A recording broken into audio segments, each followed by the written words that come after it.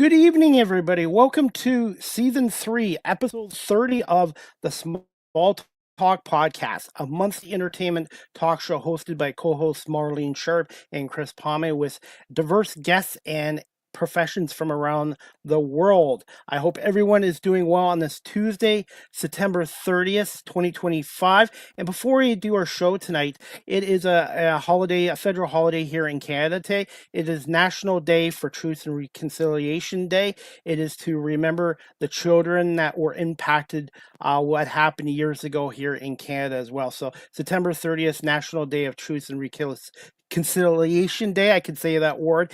Every year here in Canada, September 30th marks the National Day for this Truth and Reconciliation holiday.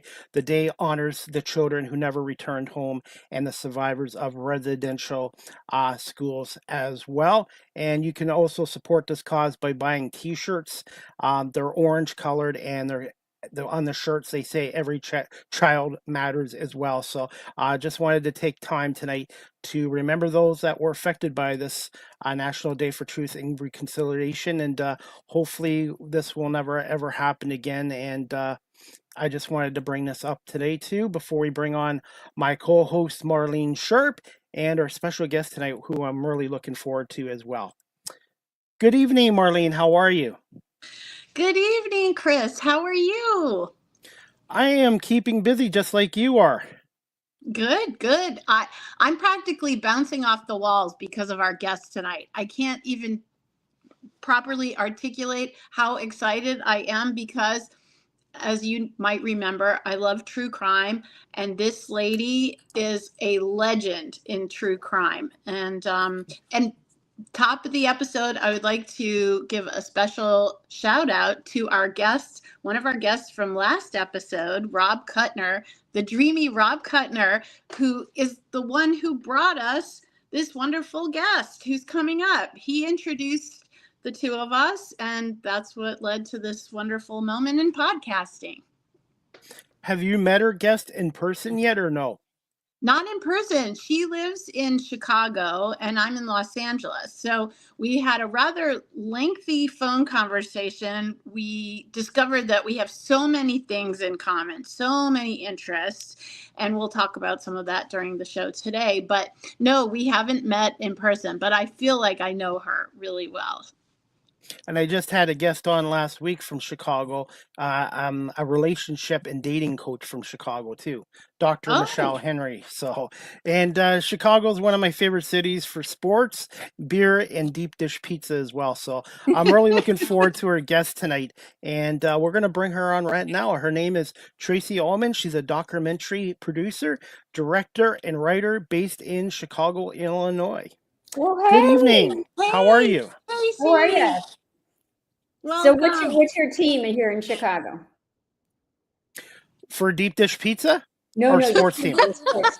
Sports team. I got distracted there for a minute. I apologize. Okay. Yeah, for sports teams, I'm pro Detroit and Philadelphia, but if I had to pick one sports team in Chicago to cheer for, it would be the Chicago Cubs. Oh, fantastic. They're just up the street from me. And they won today 3-1 over the Padres. They beat Marlene San Diego Padres. Shocking. Great. I mean, I don't know how to feel about that because I went to San Diego State. So maybe I should. Well, I'm happy for both teams that they at least survived the game. So yay. It's always good when they survive. No one was killed. No. Not unlike the poor souls we will talk about in this next hour. We can't say the same for that. I don't know if that's a good transition or we should just connecting the dots. Baseball, right. crime. That's good. Yes, that is important. That's my subtle segue. Yes, that's good. So you're a true crime fan. I am a maniac about true crime. I am not committing crime, but everything else, learning about it and just really obsessive about it. In the last 6 years, I was never that way, but something about it was the college admissions scandal that really set me off. I found that so outrageous and I couldn't get enough information about it. So I went digging, and then it opened my mind to this whole world of citizen detectives and podcasts and documentaries. And I had forgotten all about Dateline and 48 Hours and 2020. And when I watched them in the beginning days, they were just news magazine shows. Now they're all crime all the time. So I'm obsessed. But we want to talk about you and your background. I have nothing to say in comparison to you, who has interviewed the scariest of the scary and made content about it, like AAA world-class content. So Tracy, I don't know about Chris. Chris, are you a true crime fan?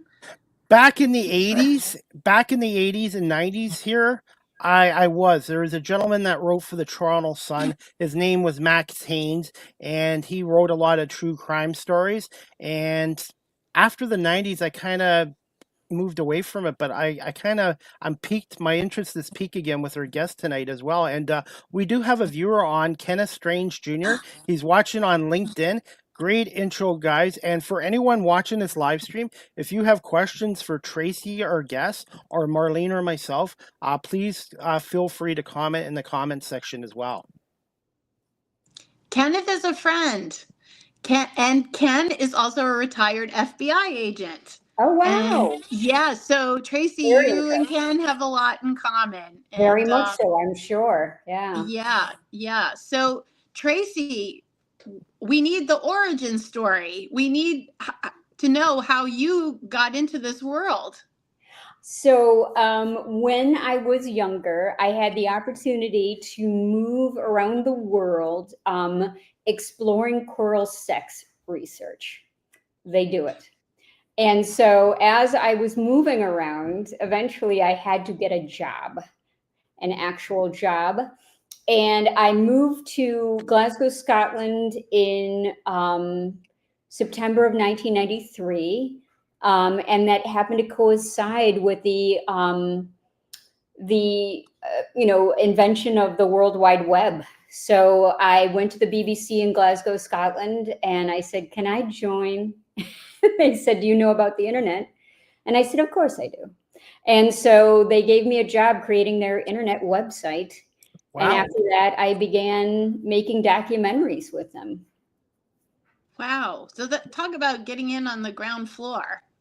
So it was really interesting, actually. The World Wide Web was a blank slate, really. So when I would type in, because I did a lot of research for the BBC to kind of show them what a tool it was.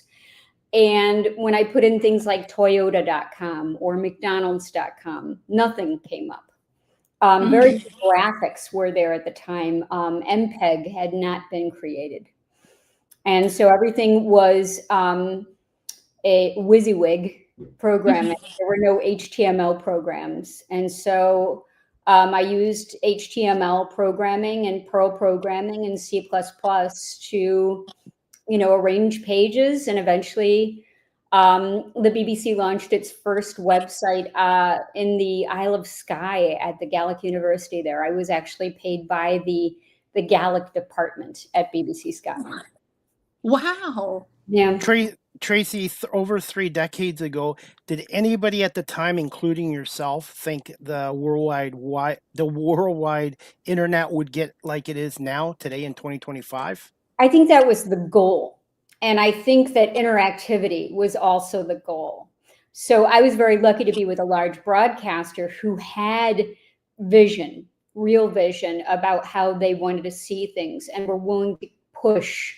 So the website that we created eventually got folded into BBC Scotland as a whole, which got folded into the BBC, the main website. But it was exciting times, there's no doubt. And you were doing documentary like BBC Scotland. Oh. What's that? What was the experience like at BBC Scotland? Well, it was a very different time, obviously, 30 years ago. I can't believe it was 30 years ago.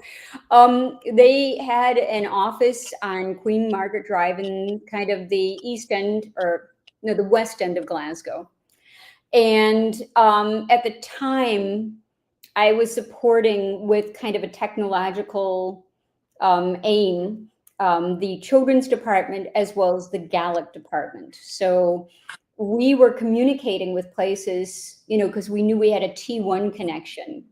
And we would communicate with people like that were in Nova Scotia, because a lot of them spoke Gaelic, like the Scots did. And it was headed up by a man by the name of Kenneth McQuarrie. And he eventually became the leader of the BBC. And just a very open-minded, very progressive man who was also a Gaelic speaker from the islands of Scotland. But yeah, Scotland's absolutely beautiful. It was a fantastic place. I called home for 7 years. And I returned to the United States in 1999. Wow. And did true crime trickle into your life during that 7-year period? Scotland is a great kind of creepy place that has, potential for scary stuff. Yes. But maybe not tons of crime, but there's tons of crime in Glasgow. I'm not going to deny that. It's one of these places where there's a lot of partisan kind of religious fighting that goes on. Yes. Okay. Yeah, between Catholics and Protestants. That's never ended, really. And there are just a lot of socioeconomic issues in Glasgow that make it a little dicey in certain areas of the city. But they definitely can compete with areas like Chicago and LA. Wow. Tracy, in your 7 years in Scotland, did you ever get the interview or end up going to the Scotland Yard? I never did go to Scotland Yard. No, I think the person that I had the best interview with of note is Malcolm McLaren, who was the manager of the Sex Pistols. Okay. Wow. What an eclectic experience you had. It was. And actually, I did another television series. I did a game show called Going, Going, Gone. And it was all about antiques and, what bid you would place on one to win it. And there were a number of celebrities that I booked for that show that were really interesting to meet. But the one that I found most interesting was the woman who played Pussy Galore in the James Bond film. She was wonderful. Are you familiar with it's a relatively new podcast called Wisecrack? That just so it's on an iHeart podcast, and it comes from Tenderfoot TV, the same people who do Up and Vanished, and it's about a famous family annihilator case from Scotland. Oh wow. Yeah, and it's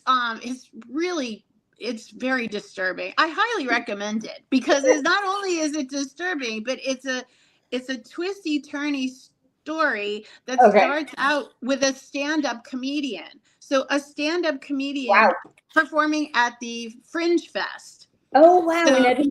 Yeah. Yes. So the producer of this podcast, Wisecrack, was in the audience listening to the stand-up comedian whose material takes a rather dark turn when he starts talking about a family annihilator case that affected him personally, and then the story goes on from there. So if you listen or even just read a little bit about it, you might recognize that case from. Do you recall any family annihilator cases from when you were there? No, okay. I don't. The funniest thing is that I'm actually a huge fan of David Attenborough documentaries. I almost never watch true crime. I try and stay away from it because when you're engaging with, these, I did a 13-year investigation. And so when you're engaged for that long, the Serial Killer's Apprentice comes on the heels of John Wayne Gacy, Devil in Disguise. They're kind of partnered. And so those investigations into these serial murders that ended up being, more than anything, sex trafficking cases. It was harrowing, and it was, consuming, and, you kind of need to back off of all that nastiness in your spare time. So I almost never watch true crime unless, I have to work on it, or I am watching a friend's production. So I am not an aficionado. You would probably be far more aware than I am of what's out there. You sound like me in children's programming, because I feel the same way about children's programming, and my guilty pleasure is true crime. That's what anything that's far away from animation and like soft, cute thing. I mean, don't get me wrong, I do like the soft, cute stuff in moderation, but as a consumer, that's not exactly where my taste goes. I like some variety, but yeah. So what was the point where you changed direction in your career and you became a documentarian? Or was it just a gradual process that just evolved over time? I was really lucky. I finished at the BBC. I trained people how to use the internet. I developed the internet site. I helped with the kind of programming that, would be involved with that. And then they asked me what I wanted to do. And I said, I'd really like to make documentary, because that's their specialty. Mm-hmm. And so ultimately, I was able to get involved with a documentary about Richard Branson flying around the world in a balloon. It was it was on Nova during that year. So we started off in London, and it was one of these things where we kind of followed them around. So flew from London after programming, and then landed in St. Louis, where you had both Richard Branson and Steve Fawcett. And then we, kept following them until their natural conclusion. Tracy, what were some of the challenges developing the internet back in the early 90s? And also, I wanted to get your thoughts on this too. And Marlene probably was going to ask you this as well, because great minds think alike. What makes a good documentary these days, in your opinion? Okay, yeah, I'll parse that out. And so the challenges at the time that we were trying to make the internet website was, the bandwidth. Because initially the bandwidth was so slender that you couldn't really include a lot of images, or these pages that we have today, they would never have come down the pipe. And so it was kind of making information with just enough imagery so that it would be branded. But it was dicey trying to figure out that balance. And so, from there, just the technology kept getting better and better. But there were a lot of people who came into the game and were kind of tossed out. Netscape basically started the World Wide Web, but they soon got left behind. And there were just a variety of different players in between. So yeah, it was hard to figure out the right speed and the right technology. With documentary, good or bad is subjective, but I think the best kind of gauge of what makes good documentary is good storytelling. And what I've learned over time in an effort to improve things is that, what can I say? In an effort to improve things, you have to make sure you don't have missing pieces. You have to make sure that you include things that keep that audience member kind of following where you're going, but also that you're not making your story so focused that other people can't relate to it. And so it's just making it as something that opens up the eyes, it entertains, and then it informs. That's my sense of a good documentary. how important is doing your research and homework, and also being prepared, but also doing your interviews as well? So that's a lot of different pieces at once. So again, I'll parse it out. Okay.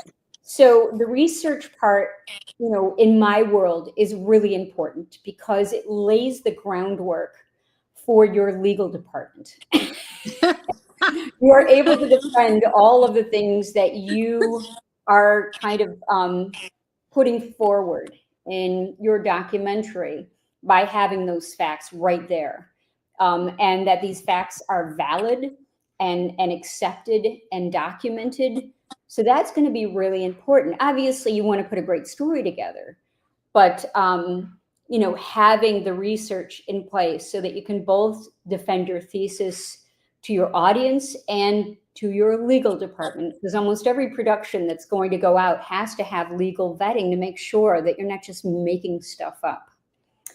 And then from there, really doing a deep dive, really caring, having heart and an emotional investment in your subject, no matter what it is probably the most important part, so that when you do meet the people you're going to interview, you really care deeply about what they're going to say. You're listening carefully, and you're trying to satisfy both your own sense of curiosity as well as making sure that you can tell a follow-through story, that you'll get all the details while you're sitting there. And that can only really happen naturally through curiosity. It seems like making a documentary, especially the ones that really hold my interest, it seems like the process would be like building the plane while you're flying it, because you don't know. So many times that even if the documentarian is not in the piece, the story is unfolding, or there's some new aspect of the story that's unfolding as the documentary continues. And so I'm guessing you've had this experience, Tracy, where the documentary that results on the screen is not necessarily the one that you intended in the beginning. I'd say that is, over time, because I've been producing for a number of years, it initially was the case that we were allowed to go and explore in the field, and that we were pulling in parts of the documentary as we went. And I'm not saying that doesn't happen if there's something really spectacular going on, but the whole business, I think anybody in media understands, is changing. And so when I started making documentary, it was on 35 millimeter film. And, you just had a whole different workflow working in film, translating that into video in the Avid, and then editing that. It's just a whole different way of envisioning, interaction, drama, amplification of emotion. And so over time, what's really happened is we've gone from having a period of time to develop, what we think is going to happen in the field and then just go for it spontaneously, to having to think very carefully, how is this going to work? What am I going to ask? So it really leaves much less margin of error. And there's no sense that you're going to walk into the field and not have that person participate in the way you expected them to. You're really kind of binding them into the documentary before you even get on a plane. Mm-mm. So yeah, it is really interesting. And I would almost take that a step further, in that right now, the way the business is, you really have to know what you're doing, because the budgets and the schedules are uncompromising. Yeah, I imagine so. Yeah, so it's fine, but you've got to be on your game. Sorry. Tracy, do you find that the budgets for documentaries in 2025 and going beyond are kind of shrinking too? They will.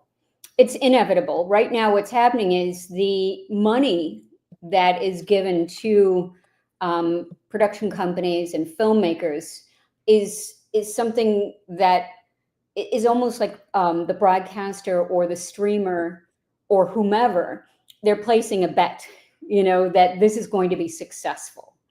And so they're placing bets on so many different platforms that there's never a big kitty for any one of them. So you have to think to yourself, how am I going to maximize this budget? You don't want to take any money out of what's going to appear on screen emotionally. You want people, you need to really tune into the people that you're interviewing. But I think, what's going on in terms of visualization, you're seeing so much more creativity in terms of, what that looks like.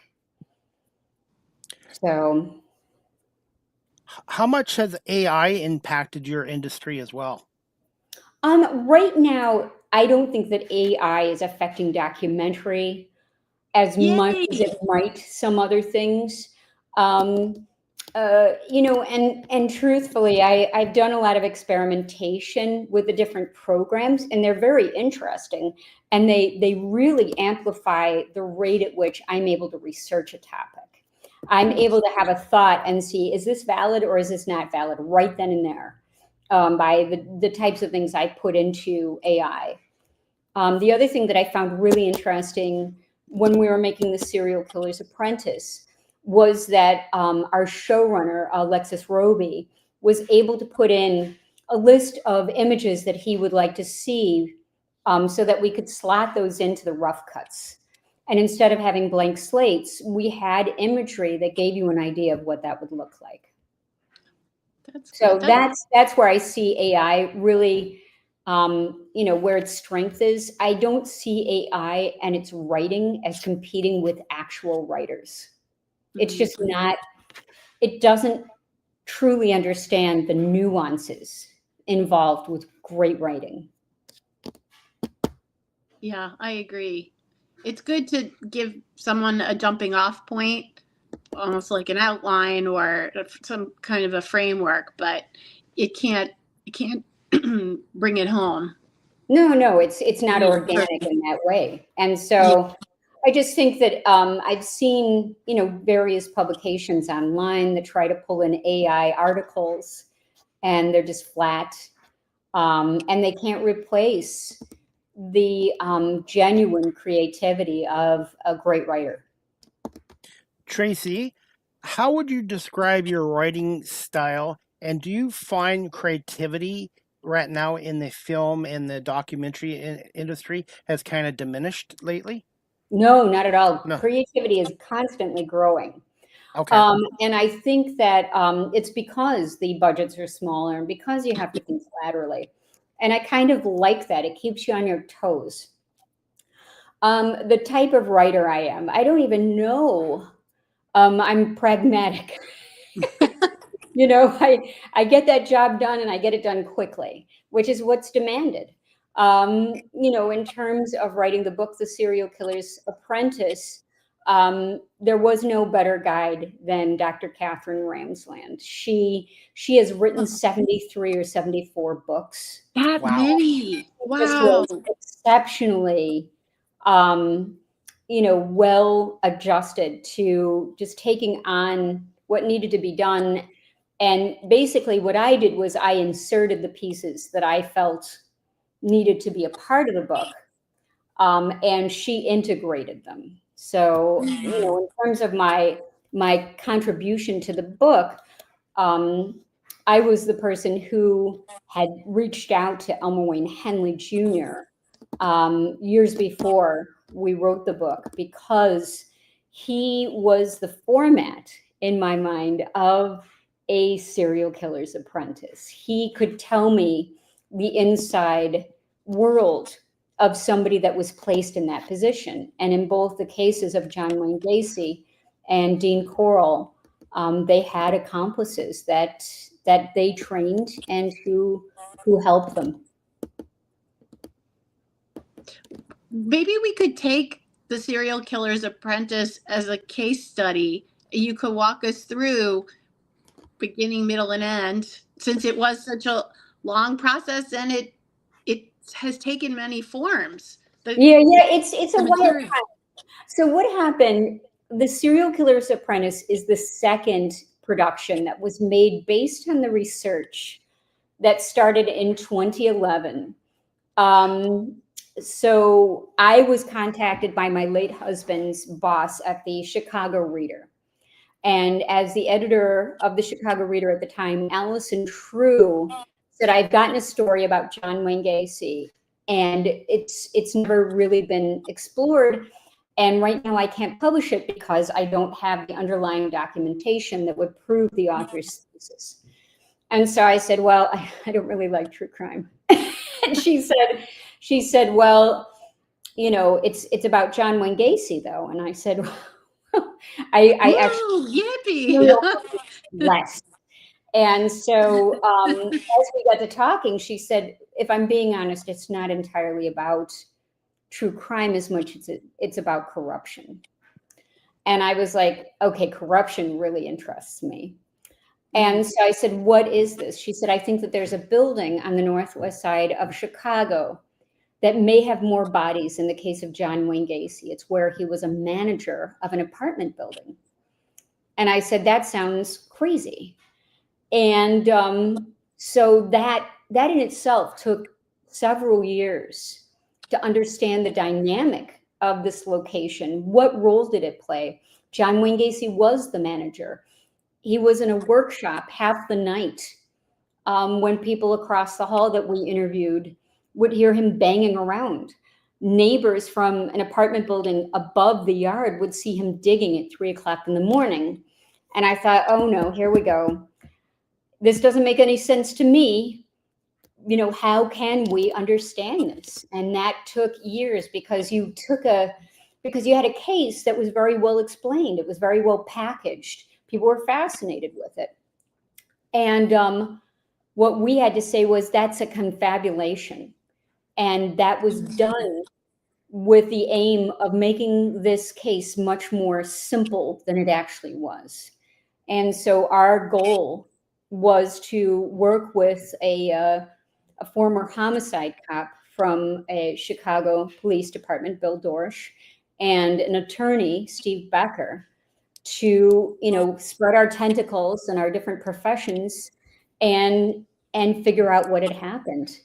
And so we did. We ultimately were able to see John Wayne Gacy was definitely part of a much larger sex trafficking ring. We'd always seen him as a lone wolf, that he had accomplices. There's no way he could have accomplished what he did without it. I was looking at paperwork today that showed he had blackmail files on all sorts of people in the city of Chicago that were celebrities, sports figures, and politicians. And he also had enough audiovisual equipment to make pornography, which we had verified by one of his assistants, Marty Zielinski. And so to know that and to know who his accomplices were, I wanted to find out more about the accomplice dynamic. So when I called Elmoyne Henley, you know, I explained to him, I said, did you know that you were part of a larger sex trafficking ring? He said, what? And I said, you've been in prison for almost 50 years and you don't understand that this was not isolated in Houston. And he needed to open up and understand that what happened to him wasn't something he could control. And that he was so young when he was involved with Dean Coral that even an adult would never be able to evade that kind of manipulation and threats. Right. I know. I find myself feeling feelings of compassion and then feeling wrong about that. But it seems like these young boys didn't have any. How else were they going to turn out with the school being so close and the candy and all that? I mean, who can resist those things? It's impossible. And then when you throw into the mix the trouble, Tracy, backgrounds. Yeah. Go ahead, Chris. We have another viewer, and he was a guest on my show last week. He was in the U.S. military for 20 years, and he's a professional motorcycle racer in California. His name was Edward Hearn. He wants to ask you, Tracy, any future projects with any other networks? And obviously, you've been with NBC Universal too. Right, right. And so I'm constantly producing. There will be a new series coming out on investigation discovery on HBO that I'm currently working on, that looks at the phenomenon of hitmen. I think that's coming out in November. As far as my individual projects, there's a possibility that we will make a dramatic series based upon the serial killer's apprentice, because there was so much more to explore. It's unclear, but other topics that I am interested in are wide and varied. So that I've always got something in the commissioning process. But yeah, I expect I'll continue to produce for as long as they'll have me. Tracy, what was it like working with Allison True as the executive producer with the John Wayne Gacy Devil in Disguise 6-part series? Well, Allison True and I basically lived in each other's houses over this 10-year period. Because we went from simply looking into it to getting knee deep into it. And while I continued the research, she documented what we found out. And we found that we had to do that very quickly, because at certain points we believed that we were listened to on phone calls, because our conversations ended up in published articles, which was nerve-wracking. How terrifying. Oh, yeah, we didn't know quite what to expect. And so we remained very, very close during the time that happened. But the commissioning process is a whole other ball of wax. You can be doing as much investigation as you want. You have to be able to turn that into a story that people can relate to. And so the commissioning process in itself took about 5 years, and we were rejected time and time again. So we just had to go for the long game. And eventually, we landed with friends at NBC, and we made the baby, as I call it. Wow. So did you have a patron or an angel funding your research, or you were doing it all on spec until NBC Universal came on board? Yeah, we did it all in spec. And so you never really make that money back. It's not the goal. The goal at that point was being able to inform people about these phenomena. I wrote an article on Medium about the largest sex trafficking ring you never knew about. And, that was important, that the public understood these dynamics. And so while I was doing that, I was always working on other productions. Right. Yeah, it seems like as a producer, you must have a lot in going. Just to get one thing on the air, you need to have a whole slate of projects, that like taking lottery tickets or something. Always. Yeah. Tracy, how would you describe yourself as a producer then? Pragmatic. Like I said, we're basically making a baby. It's going to take a long gestation period. It's going to be complicated. People are going to be vomiting. People are going to have all sorts of peculiar behaviors. It's just, something where you can't really truly know how it's going to end up. You constantly have, to troubleshoot. I've got a good sense of humor. I've got a great sense of a joie de vivre. And, I realize that on the whole, nobody should die during the making of a production. So, we don't have life and death issues while we're producing. We're supposed to be on an adventure, in my opinion. Mm-hmm. Agreed. For people like myself who's watching this live stream or later on audio, and they haven't seen your 6-part series yet, can they still see it on NBC, Peacock, and is available on YouTube and live streaming as well? Yes, so it's on Peacock, but I know that it has also shown on various channels associated with NBC. So yeah, it's John Wayne Gacy Double in Disguise has actually been turned into a dramatic series, and so Yes. that's launching, I think, in 2 weeks. Congrats on Yes. that. Oh, that's I would not love me. to. That's Well, not me. It was but NBC that ran with it after that. yeah, so it is you in the sense that if you didn't exist, neither would this project. True. So can you talk about that? Like how are you not, what makes you say it's not you? Okay, so basically, it was really interesting trying to navigate these large corporations and figure out where you live in that production, where there are just so many people involved. It's difficult. And so the lucky thing in some ways about John Wayne Gacy, Devil in Disguise, is I was so obsessed with it that there was no way I was going to let go. I was going to get it commissioned if I had to start, running into people's offices and screaming at them. And so, once that was in process, I had basically already interviewed everyone that was going to, appear on the show. I really had a great grasp of what the story was. So it was very easy for me to operate. And from there, the resulting documentary has a lot of cooks in the kitchen. So you have to make a lot of compromises along the way. You have to be, a political animal. And you also, as you're going, have to, negotiate what ultimately ends up being something like a 60-page contract that has every legal term in the book thrown at you. And so, you have to think like a business person, but you also have to think creatively and you have to think logistically. And so it was definitely interesting. So we, in the process, signed over the dramatic rights to NBC, and they have run with them.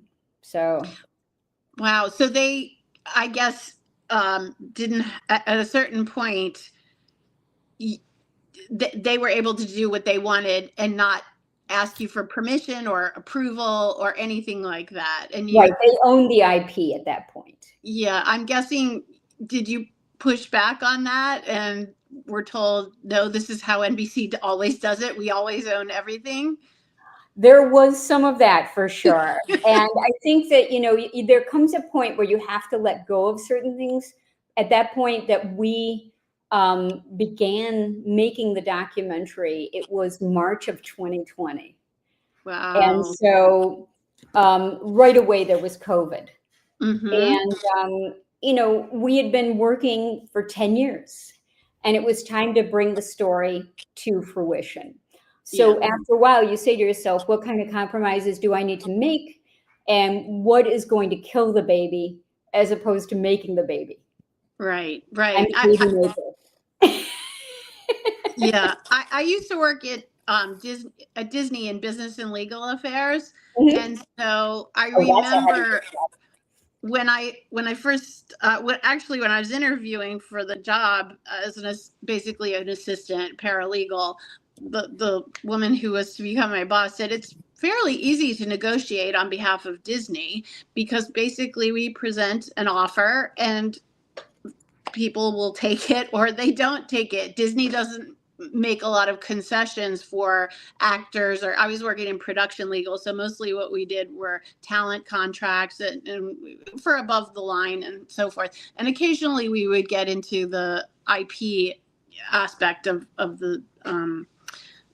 the programming, but yeah, that always stuck with me because there weren't a lot of concessions, although people will find ways to draw out the negotiation process, even even if they know that Disney's not going to cave, they'll still try so hard. But yeah, it's very difficult to go up against a big conglomerate like that with all those resources and so forth. And then you can be very precious with your creation, but then it might never see daylight if you're that way. Exactly. And you want to make the right kind of compromises. And for me, those compromises are going to end up on the screen. They're not going to be behind the scenes with some kind of weird drama. I'm just not, that's not my thing. I usually, just watch and wait through a lot of those kind of parts of the negotiation. It could, because what you really want to do is maximize your entire team's potential. You do not want to go in and crush people or to make such a fuss over the way the content's going to be made that you stop production. Yeah. Tracy, did you represent yourself, or did you have somebody that could help you with the legal business side of this? Oh yeah.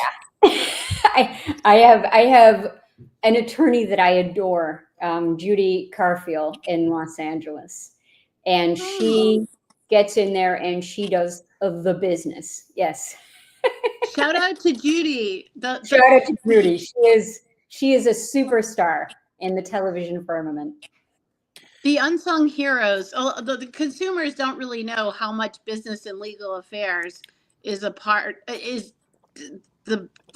foundation of everything, from clearances for music and clips and all that stuff. And so yeah, yay Judy. Yay Thank Judy. you. She's behind the scenes, but the people who know her really love her. And yes, I definitely had representation. That 60-page document, you can't be watching your front while you're watching your back. You have to have somebody else taking care of that. Tracy, when you're doing this documentary as well, you put in a lot of hours. Did you ever get to the point where you felt burned out at some point? It was hard. John Wayne Gacy took almost 10 years to take off. And at that point, I learned a lot. But then when I went into production, into the development stage with The Serial Killer's Apprentice, not only were Dr. Catherine Ramsland and I writing the book, but then I was starting to extrapolate and market it so that we would, get our partners to create the documentary series. And so it took 1.5 years for that commission to come to fruition. I definitely had moments where I felt like, wow, this is just a lot. It's an uphill struggle. And luckily, I had other projects. I defocused. I didn't pay a lot of attention to some of the craziness that was going on behind the scenes. I try and be as amenable as I possibly can. And in the end, it got made. So you look back on that and you think, no biggie. You've overcome your challenges and you move on to the next thing. You don't spend a lot of time looking backwards.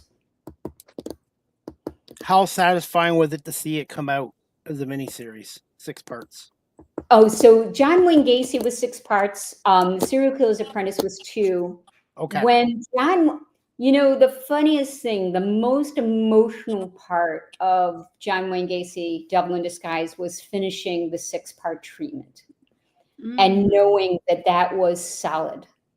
And for the most part, NBC didn't change what I put down. Wow. And I felt very gratified. But I had a good long cry when I was finished, because it had been 10 years and so much had gone on during that time that it was an emotional release. And in fact, it was a little bit, of taking stock once that aired, because I thought, wow, that is for real. That got made. And Yes. it opened up a dialogue about sex trafficking that was so important. I really appreciate with Dr. Ramsland at the back of The Serial Killer's Apprentice, she offers guidance to parents who are looking to prevent their children from ending up in a position where they're dominated by a predator. Tracy, you obviously had a lot of positive feedback from this, but did you get any kind of criticism or any negative comments or anything like that when it came out? You always have people who have, maybe a different point of view than you do, or who don't appreciate maybe how hard it was to pull everything together. I remember meeting with Dr. Ann. Oh wait, she's not a doctor. Ann Burgess, who's at Boston College, and she was represented in Mindhunter. She was the female that was part of the FBI's behavioral science unit. And Ann Burgess is an amazing person, and I made it a point of going to meet her and talk with her. And she was actually interviewed for John Wayne Gacy, Devil in Disguise, because I thought she was so essential, and NBC cut it out for whatever reason. Yeah, that would not have been my call. But, when I met with Ann Burgess, she said the work you're doing is very dangerous. And, you've got to be aware of that. Because she had lived through that for 30 years before I arrived. Right. Right. She knew what was afoot and how important it was. Well, the aspect of corruption, that is very scary, because when it goes high up on the food chain, and people who have a lot of resources and a lot to lose by being exposed, the stakes are very high. They are. When you see Roman Polanski's Chinatown, that comes out in the early 1970s, nothing's changed. That was a wonderfully sophisticated way of showing just how disruptive corruption can be, both personally and, across, civic areas. So did you ever feel, Tracy, did you ever feel unsafe, like that you needed to have security? Yes? No? Not quite security, but I'd say that, it was distressing not knowing who I was talking to and what their agenda was. Because you have somebody that you're speaking with thinking that they're an authority, they've been employed by that agency to do their work. And then as you talk with them, you find out they're very much against what you're doing, and they would like to stop you, or at the very least have somebody else stop you from what you're doing. And that's very unsettling to find out, wait, I thought I was talking to somebody who was above board. And then you realize they're a part of it. So it's not even the serial killer part that's terrifying. No, the serial killer's dead. Yeah, the terrifying thing is that when you need a law enforcement agency, when you need a state's attorney, that those people can be engaged in the corruption. Yes. And when you look to them in your most vulnerable moment because your child is missing, your child has been abducted, and find out that they're actually a part of that mechanism. Oh, God. It's horrifying. It's worse than a serial killer. Yes, yes. I agree with that. Yeah, most definitely. Tracy, I wanted to ask you this. How would you describe your interview style, and what makes a really good interview these days? I think that my interview style is just very genuine. I am very curious and interested in anybody that I speak with. And so the best of interviews happen when you have another person who's similarly engaged. They care about what they're saying, they're well informed, and they have the ability to tell anecdotal stories that are going to enliven the topic you're investigating.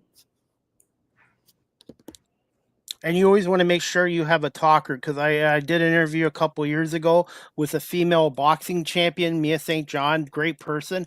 And it took a while for her to open up to me. But you always want to make sure your interviewer wants to talk to you. They feel comfortable with you. Right. Yeah, it's incredibly important that you allow them to be vulnerable with you, that you open up yourself. And some people are not natural talkers. And I have the luxury of being able to edit through that. When you're going live, you really get to find out what people are made of. Oh, yeah. Absolutely. And I think that's why Marlene likes this show, because we're always live here. We don't do pre-recorded shows. That's great. That's great. Whichever way you want to slice it. It's like... Hey, Tracy and Marlene, are you still good for another few minutes? Are you still good for a little more time? Sure. Okay. Marlene, is it okay if I play her clip? Tracy's Oh, clip? yes, Demo? please. Well, just yeah, it's Yes, from yes. 2009, but I thought it was pretty good, and it was from your YouTube channel. So please let me know if you can hear the audio. If you can't, we'll fire the audio guy, which is me. This is from your documentary producer Tracy Ullman's demo reel, and we're halfway through it, so we'll just play a couple minutes of the clip. Seems Thank you so problematic much. when you're young. It's a lot harder when you're over 50. He looked like a little boy, and I mean, I felt monstrous. Tonight on Real Life, we watch what happens when Marion and June use a dating agency and newspaper ads to try to find love one last time, in a world where women outnumber men by almost 3 to 1. He was chunky, but he was ever so sweet. I want to hear him say, when he introduces me, "This is my wife." Love Stanley Quarantine.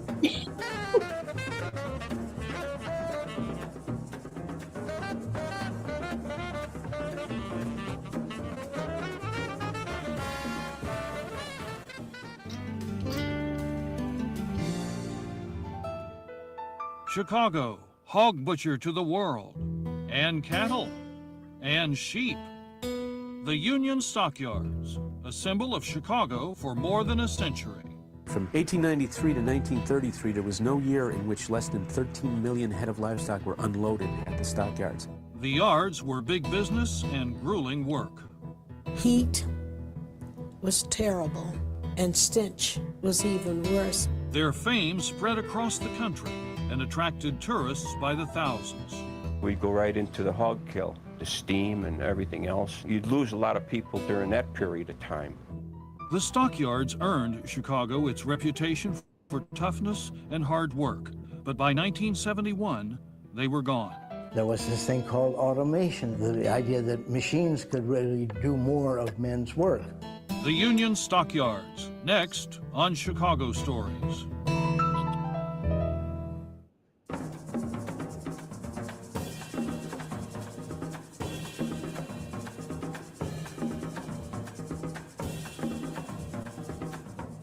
A top executive marries a respected author.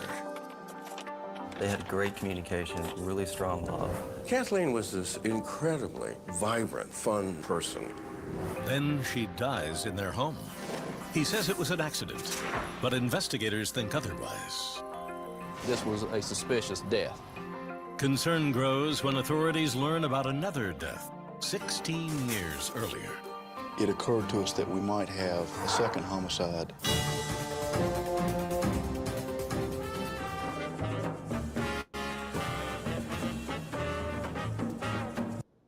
Well, Tracy, thoughts on this little bit of this demo reel from your YouTube channel?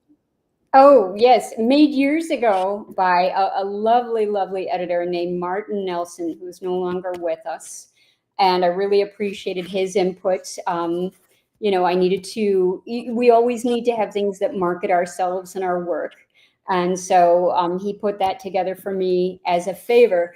One of the comments I have is that Union Stockyards program, which was for a local PBS channel, WTTW, the footage in the stockyards, which is from the 1940s, was shot by the filmmaker Russ Meyer of Faster Pussycat Kill Kill. Wow. So, yes. Kind of he was an industrial, producer before he became a kind of exploitative film producer. Tracy, but I wanted to ask you this too, and I'm glad you brought up the word PBS. What are your thoughts on the demise of PBS, which has been known for decades of producing great documentaries? I think it's a true disservice to the American people. I think that people don't understand the level of knowledge they've acquired by having public broadcasting in the United States, by keeping politics out of public broadcasting, and instead, as opposed to something that's woke, what you have is just diversity in all of its beauty, where every community gets a voice, during a documentary. And so I just think that I'm hoping we continue to value public broadcasting and simply contribute to it on our own, which is something I do. Tracy, I'm leaping out of my seat to ask you about the staircase. I had no idea that you were, that is my obsession of all the cases. That and the Jinx are my two. I never get enough of the staircase. And you worked on it before Netflix got involved and all that. Oh my God. Please talk about the staircase. I will tell you about this, and then we should probably wrap up. But what had happened was I started writing Michael Peterson, who was in prison. He was on appeal, as I usually do. I want to introduce myself. I want you to be comfortable. And he wrote me back because, and so he wrote me back, and my late husband, Jeffrey Felshman, who wrote for the Chicago Reader, got the letter, opened it up so I could hear it while I was at work. And in it, he said, "Oh my goodness, this woman who's his friend that he wants you to talk to, that was my father's girlfriend in the 1960s in Greenwich Village." What? So when I did get a hold of her and I said, you know, "Do you know Neil Felshman?" She was all over it. She couldn't believe it. They were reunited. She got me the interview in prison with Michael Peterson while he was on appeal. I became very close to his family generally. And in fact, the most odd part about this was that his daughter, or, you know, adopted daughter, Margie Ratliff. Yes. This was all happening around the same time that you had Hurricane Katrina, and she was down at Tulane going to school for documentary making. She went to Tulane? Oh my God, my brother's a Tulane graduate. Okay, so when it flooded during Katrina, yes, all of those students were sent to Columbia College in Chicago, where I was teaching. So I'm still close with Margie Ratliff, and is she in LA? Is she? I believe she's in LA now. No, yes. Actually, she might be in LA, but she might also possibly be in Hawaii. And so I don't know. I know that she travels quite a bit, and she's her own entity at this point. She's a documentarian too, right? Yes, she is a documentarian. Yes, because she made the documentary about her father's case. Yes, yes. Yes. And so, yeah, very, very complex case. And the advantage that I had was that through college, I was a medical photographer. And when I had to look at all of the photos in that case, you know, all the documentation, about 200 photos, you can see one thing that really impressed me was there was blood spatter on the tips of his shoes. There was no way that he didn't have some form of contact with her head or some part of her body that was bleeding, because you can only get blood spatter when it's high velocity. While it's and so it's just very interesting to think. I couldn't even tell you what actually happened, but I don't believe there was a fireplace poker involved, and the one that they never found probably never existed. Hey Tracy, I know we're getting a little short on time here, but yeah. I'm hoping Marlene and myself can have you back on for part 2, because I would like to ask you about Chris Brown, the history of violence, the investigation, discovery, and also I'd like to get your thoughts on the most famous case of all time, Jack the Ripper. Jack the Ripper is not something I'm familiar with. Chris Brown, I'm very familiar with. And he lived in my neighborhood. So when the standoff happened, that was all streets in my neighborhood that got blocked off. And it was, Tarzana. We're not famous for a lot because he live in the shadow of big LA, but we do have that claim to fame, Chris Brown, the Chris Brown standoff. Oh no. By the way, and by the way, I live in Ontario, Canada. There's a city called London, Ontario, which is an hour from me. And back in the 50s and 60s, they had a number of serial killers as well. So if you ever want to do some true crime stories about Canada, I'm sure that we can find some stories for you as well here. You definitely have some interesting ones up there, you know. What was that? That one documentary about cats.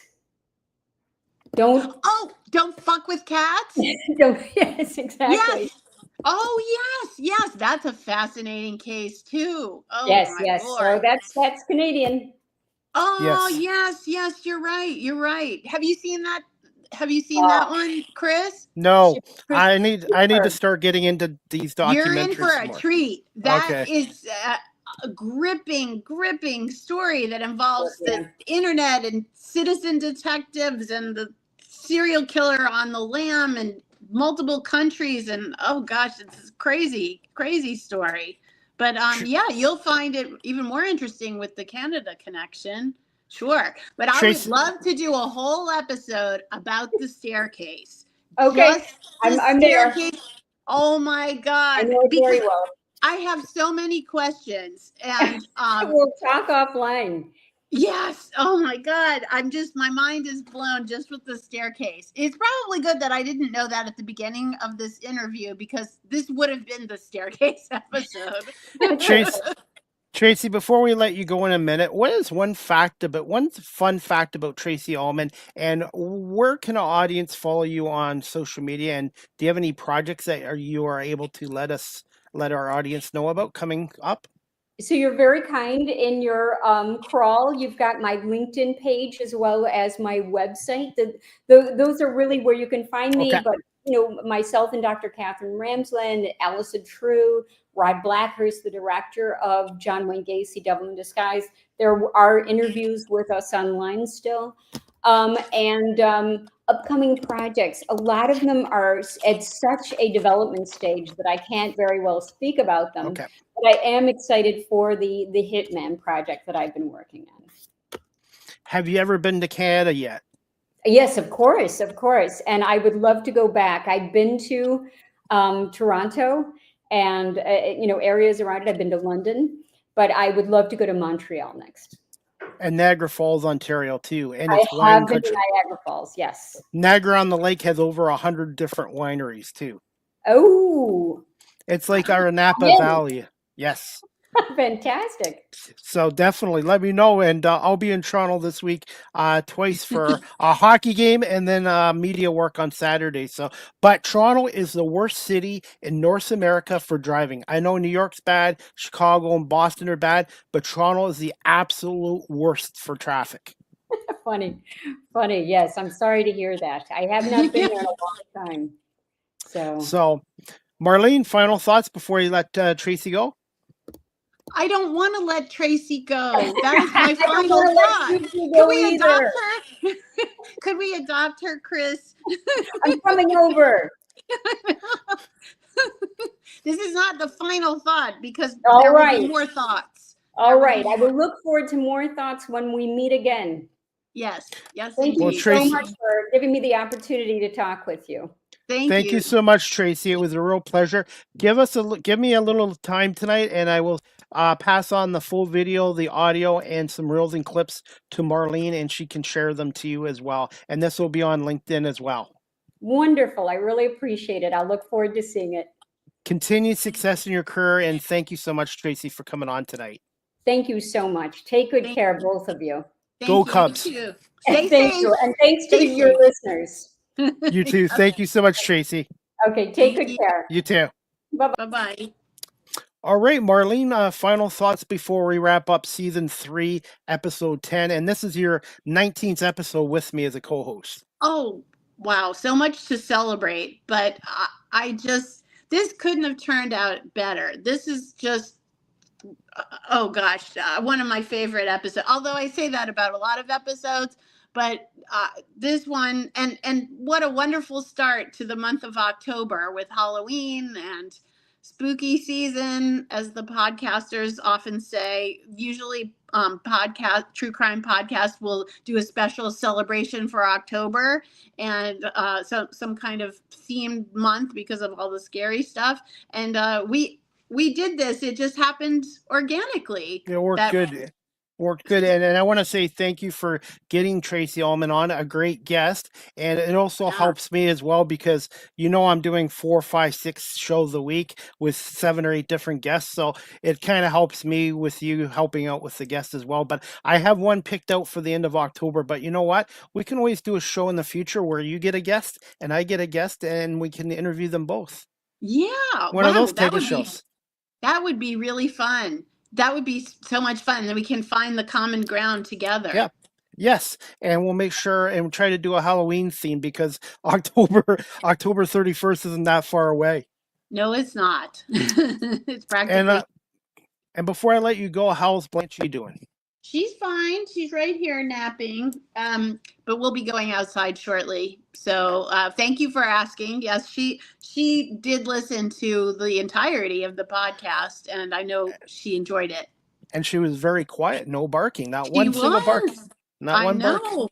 I know. So, well, I find true crime to be very relaxing. I feel my blood pressure going down. Yeah, and so I think she mirrors my mood, and yeah, so she's getting my vibe of calming down to true crime. We do it every day. I listen before bedtime. I find it very relaxing. So it's not surprising that she slept through this. I should watch more of it because watching the NFL is very stressful and it causes my blood pressure to go up. So maybe I should watch it after a football game to get me to calm down and relax. Yeah, and then you will count your blessings. That is what it does to me. Yeah. It's like, thank you, God, that I don't have these problems, and I'm doing something right in my life by avoiding all this drama, and I can just pray for these people and then go to sleep somewhat content that I don't have a stalker or a secret serial killer in my family or anything like that. Or an abusive husband. Yes, absolutely. Thankful for that too. being single has its advantages. Exactly. Yeah. So, but hey, Marlene, give me a little bit of time tonight, and I will get the full video out, the audio, and I'll do some reels and clips. I might not do 6 or 7, but I'll do a couple for now. Yeah. And then I'm gonna try to go to bed at midnight, which is 9 o'clock your time, instead of going to bed at 3, 4 o'clock in the morning, because it does catch up to you if you don't get enough sleep. Oh yeah. Please take care of yourself, and a couple of clips are perfect. Yes. Well, Marlene, thank you for arranging this and the flyer. I'm not very good with graphics in Canva. I'm more good with the on-air stuff. So I always let the experts work with the flyers and stuff like that. But I thought you did a great job. And I really enjoyed this show tonight. And I learned some stuff from Tracy as well. And I could have talked to her for another hour. Yes, most definitely. Well, we can continue in the future. Absolutely, Marlene. So make sure you take Blanche out, give her a treat and walk, and we'll talk to you soon on social media, and look forward to doing another episode of the Small Talk podcast, hopefully before the end of October. Sounds good. Halloween edition. All right, Marlene, I'm going to let you go, but we'll talk to you soon. All right, take care, Chris. Thank you. You too. Thank you so much. Bye. All right, everyone, that wraps up season 3, episode 10, overall 30 of the Small Talk podcast with co-host Marlene Sharp, co-host Chris Pame, and tonight's guest Tracy Ullman, a documentary producer, writer, and director out of Chicago, Illinois. And as we wrap up this show, everybody, the next Live with CDP Sports Entertainment talk show is going to be tomorrow, Wednesday, October 1st at 2 p.m. Eastern, 11 on the West Coast, with special guest Diane Callis, a stand-up comedian, and she also uses puppets in her comedy act. She's technically not a ventriloquist, but she's a comedian that uses a lot of puppets. So if you're interested in comedy and puppets, check out Live with CDP Sports Entertainment Talk Show, Wednesday, October 1st at 2 p.m. with Diane Callis, stand-up comedian and puppeteer as well. Again, I want to say thank you to Tracy Ullman for coming on, and to my co-host Marlene Sharp